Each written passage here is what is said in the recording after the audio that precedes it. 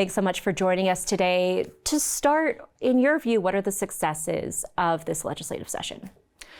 Well, I think that my own personal bill was the Essential Caregiver bill. That was something that, as we were rolling out from COVID, and even before COVID, we didn't have consistent policy amongst the medical facilities about how they would allow people to come in as a patient advocate for the patient themselves. And it became very apparent that we needed to allow for that kind of visitation. Some people can't speak for themselves. Some people are in crisis. And so whether it is a family member or another healthcare provider or patient advocate, however it is, that they had that ability to be accompanied by someone so that they had the care that they needed. I listened to every one of those hearings, and I also listened to dozens of public health district meetings over the course of the pandemic. And over again, we heard stories about people whose loved ones were in the hospital or in nursing home facilities who were isolated because of visitor restrictions. Mm-hmm. And that's something that just now got addressed with your legislation and an attempt from Representative Young in the mm-hmm. House. Mm-hmm. What sort of feedback have you gotten on that? Wonderful feedback. I don't think I've had anybody dissenting. We wanted to make sure that the medical facilities, hospitals, and residential facilities, so on, felt comfortable with it. But the bill does say that you do have to follow the facility's protocols. We just don't want you just cavalierly walking in the door and not making sure that you're mindful of what everybody else in the facility and their protocols. So it was with the work of the Medical Association and various facilities that we did craft the language so that you still have access respectfully, but then a person would be able to be accompanied, which I think is long overdue. What other highlights of this legislative session stand out to you? Well, we did have some objectional language in tenant policies, which was remarkably well received in both the House and the Senate, about making sure that there is more equitability and some of the language about tenant policies, that there was cleanup on that. And I think that was, again, just some of it's archaic language and some of it was intentional. It just needed to make sure that there was that the tenant had the ability to have a say in the process and that it wasn't so landlord heavy. But I think it was very carefully crafted. I believe it was Senator Woodrow who brought it forward and worked a lot with both tenants and landlords about how we could navigate to where it is a more comprehensive and clearer contractual arrangement. And so it was just very well done, and I think that both bodies recognized that it was time to make those changes. For people who weren't familiar with the issue or following this bill, what were some of the covenants that Senator Woodrow was concerned with? Well, I'm trying to remember all of them. Some of them were having to do with race, some were having to do with some were having to do with family size. It really was quite a convoluted smatterings of things that you would have thought long ago it wasn't part of a covenant. But discriminatory covenants, yes, exactly, from the 50s and 60s. That's exactly right. More archaic language that hadn't been addressed. I'm sure there is more out there, but we tried to pull everything we could to make sure that that was cleaned up. But it was, like I said, overdue for making sure that that doesn't persist. What were some of the disappointments this year for you? I think what continually disappoints me is we go into a legislative session knowing full well what the people have told us they want. And we consistently end up adjourning not having addressed those issues. And a classic example is doing meaningful property tax relief, just a clean property tax relief. A lot of because of the escalation in prices, inflation on food. Could we do something even if it wasn't a full grocery repeal? Could we do some kind of relief?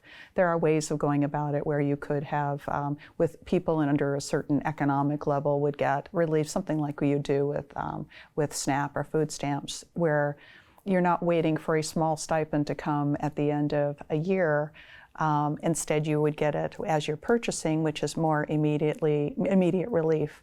Unfortunately, the only thing we were capable of passing, which we just did yesterday, was $20 given back at the end of, I think it doesn't even start until 2022 or something like that. 2024, I or believe, something. right. Yes, it's so far out, and it's only $20, and it comes at the end of the year. It isn't immediate relief. It's a long time before it comes into play. $20 is nothing. It isn't going to be a meaningful relief, and those are the kinds of things that we have been asked again and again, which we can't seem to accomplish by the time the session is over. When it comes to issues like bumping up the grocery tax credit by $20 per person, or the circuit breaker doing 150% instead of 200%, is it better to have these little bites at the problem, or would you rather the legislature hold back and wait and take its time and then tackle the problem holistically, even if it takes longer? Well, philosophically, some of those that said no to those bills have been the biggest advocates for passing meaningful legislation that does more. And I understand their protest. I'm of the opinion that at least, even if it's a little bite, we can always come back and do more of a bite, or again, something else that even repeals it and does something more meaningful. It's unfortunate that, as in the case of the circuit breaker, all of the counties told us that you had to bring it back up to 200%, because when we passed the law last year, it threw so many of our seniors and veterans and people with disabilities under the bus, inadvertently probably, and that 200% was the only way to capture them all back. So why would we pass something that says only 150%, knowing full well there are going to be hundreds of people who are still falling through the cracks, when we could have just risen it to 200 and at least reclaimed those that lost their compensation. So it's those sorts of things. I would have preferred that, because at least it did capture some, but is that really good policy making? And so I keep hoping that you'll get a little bit of something rather than nothing, but I understand the discontent of this is an insult to people who really desperately need our help. You have been Senate Minority Leader for a number of years now, since 2014, I believe. Looking back at your Senate career, when you first came to the Senate in 2010, do you think Idaho is in a better place now than it was then? Well, when I came in 2010, we just had a collapse of the economy. So we were operating on very little resources. And so to that end, when you're sitting on a couple $2 billion worth of revenue, it is certainly better to work with that than be so austere that you're trying to grapple with how you're going to keep your agencies and departments open and still provide emergency services. So to that end, I feel that we are in a better place. My disappointment is that when you're sitting with that kind of revenue, that isn't a unique opportunity that sometimes once in a lifetime for us to be able to do things like infrastructure needs that are not whether it's new installations because of the growth, or those that are falling apart because they're 80 years old.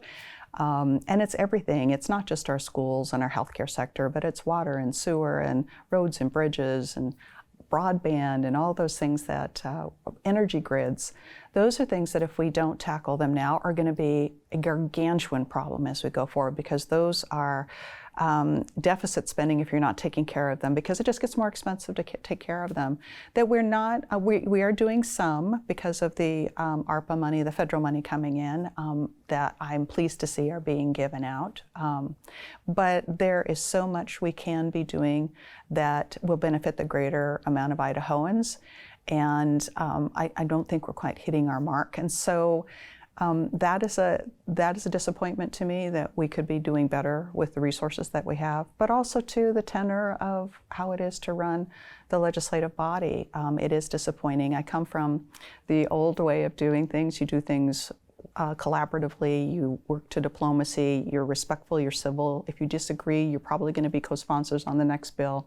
You always debate the issue and not the person. The person is always respected. I am seeing a devolution of that in politics, and it's concerning, and it is disheartening to many Idahoans and many Americans. So I'm hoping that at some stage that we can reclaim that and just recognize that we're people trying to do our best work, and that we are there to represent the people who we serve, and that we all get elected by the same number of people, and therefore we deserve to have the same amount of voice in the room, and that we're there to listen to the people who we serve, but we're also deserve to be heard within the building and within the legislative structure. So that is sort of the premise that I've always tried to work on, and I hope that we do a better job of that. All right. Senate Minority Leader Michelle Stennett, thank you so much for joining us, Thank and congratulations you for the on your opportunity. retirement. Thank you. I'm so happy to be here. Appreciate it.